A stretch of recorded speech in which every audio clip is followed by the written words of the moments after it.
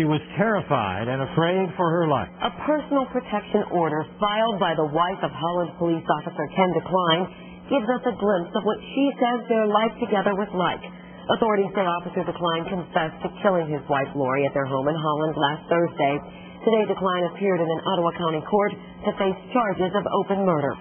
In documents released today, Holland police say DeCline confessed to killing his estranged wife by strangling her with a strap in the kitchen of their home. They say he then tried to make it look like a suicide. The documents show he later confessed to them and said Lori bit his lips before he killed her. In court, you could see Officer DeCline had 6 stitches marking the wound.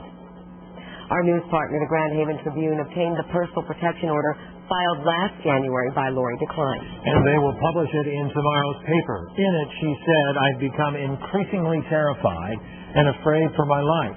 She went on to say Ken has been a sexual and emotional bully throughout our marriage. She also claimed he coerced her into sexual acts on several occasions and molested her while she was on sleep medications.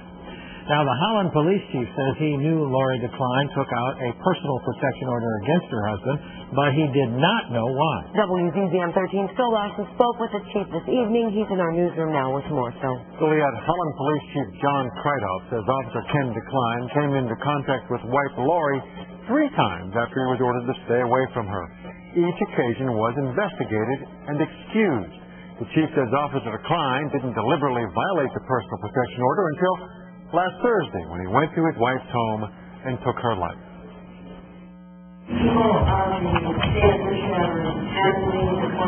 Confessed killer Ken DeCline was a much-admired police officer in Holland for 13 years.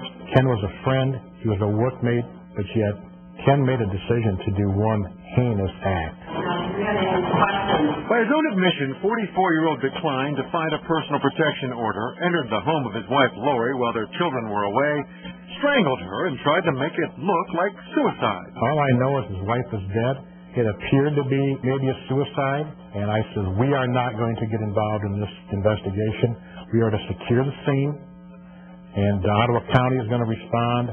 When Ottawa County got there, it didn't take long to find out and to look at it, and that we got some real questions here. Ken and Lori have been separated for about a year. They parted soon after he returned from a leave of absence in Iraq, training police recruits for a civilian company. Ken was there as a trainer, not as an active soldier in combat. I think some family-related issues were already happening, and when he came back, they were worse. The chief says there were no signs, red flags warning that Officer DeCline was capable of killing his wife. The guy loved everybody. You saw him serving kids food, helping fix bikes. He cared. But obviously, he suppressed something so deep inside of him that bothered him so bad to commit such an act.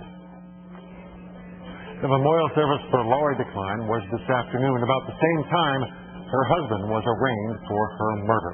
In the newsroom, Phil Dawson, WZZM 13 News.